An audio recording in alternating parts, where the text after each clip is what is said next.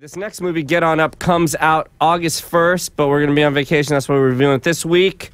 Highly controversial movie. Starring Chadwick Boseman. Is that how you say his name? That's how you say his name.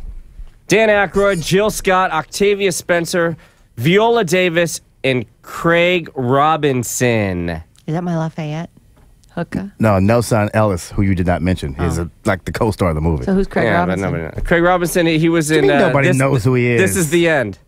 Remember, this is the end, the black guy, and this is the end? Yeah. Everybody knows who Lafayette is. Yeah. Yeah. Hooker. Come on. Do they know who that is? Yeah. Who was he? Was he the dad? No, he was Bobby Bird. Oh, yeah, he's good. He was the best friend. He's like in every scene of the film. That's true, yeah. You see him all over the trailer. He is in every scene. He has his fake eyelashes off. Oh, yeah.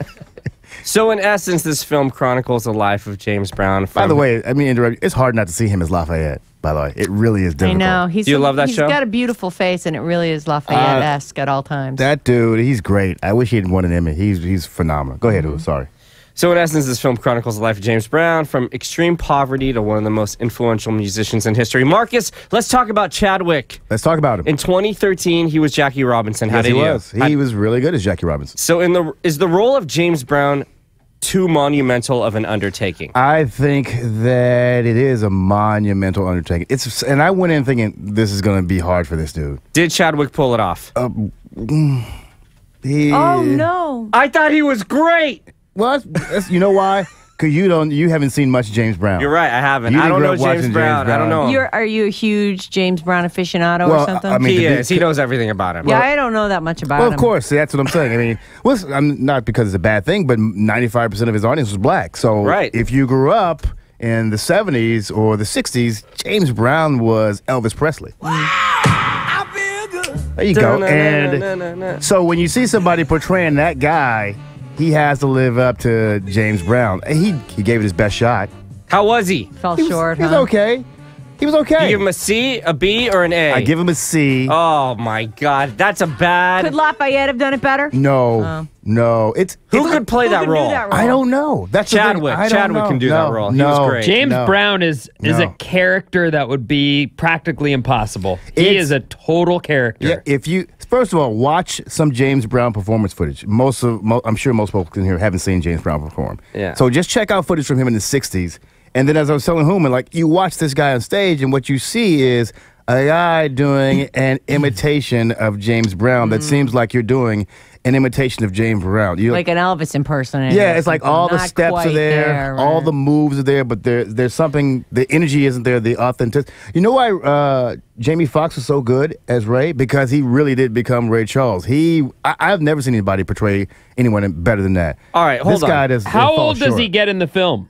He gets to his four. Well, no, actually, he gets to at least 65. Because he got 68. increasingly weird as he got older. Yeah, they really weird. Yeah, he did. They show that in the film. Marcus, he got to his 60s. One thing you kept saying in the theater is this movie wasn't dark enough. It wasn't real enough. They showed the wife beating. They showed the drug taking. They're going for a PG-13 rating. I mean, come on. It wasn't that it wasn't dark enough. It's just when you have somebody performing James Brown music, and you have him up on that stage doing what he does, that's kind of what he was known for. James Brown is one of the greatest performers in the history of music. So when you have somebody doing that and you charge somebody with that responsibility, it's got to come off as real.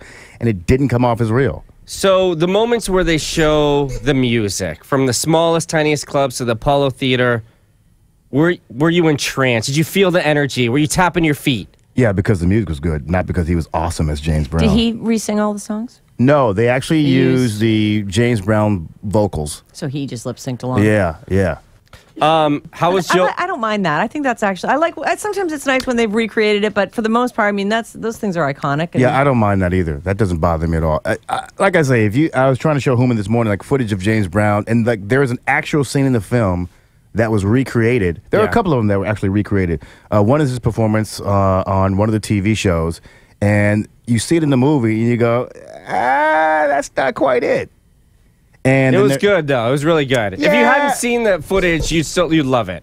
Yeah, and that's where I'm coming from. I've seen too much to kind of. But I felt the same way about Ray Charles. Is this the white man's James Brown? It is the white man's James Brown. I loved it. I loved it. I would say that I don't really want to. I don't want to get controversial or anything. That's what I said. I said to Marcus, "Is the white audience going to like this more than the black audience?" And I said, "Yeah, yeah." How's Jill Scott, Viola Davis, Dan Aykroyd, basically everyone except Chadwick? Everybody was great. Everybody was great. But the movie itself was far too lightweight. It was like a Lifetime film.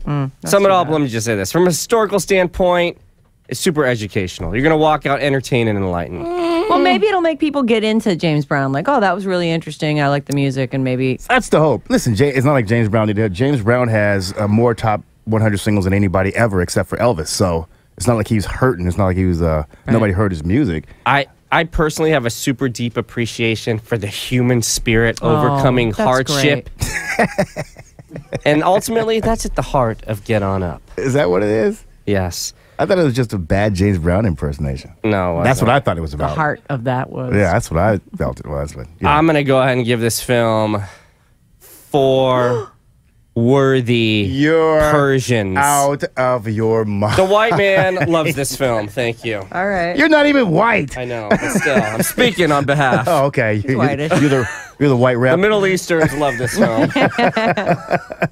I get 2 Aussies. What? 2 Aussies, man. Fails for you on every level. Horrible review, Marcus. Horrible. The problem was everybody else was good, and Chadwick Boseman, this was just too big a role for him. Too big a role. By the way, there was another little thing that bugged me. There was a lot of time jumping. That was really good. No, it was really compelling, really advanced, forward-thinking. No. Black belt. No. Directing. No, it wasn't, actually. So it started in 1936. Well, they opened in 1988. Then they go back to 1936. Then they move forward to 1955. Then they go to 1938. And then they move forward to 1968. And then they move back to... Works perfectly. No, it actually doesn't. It actually doesn't work.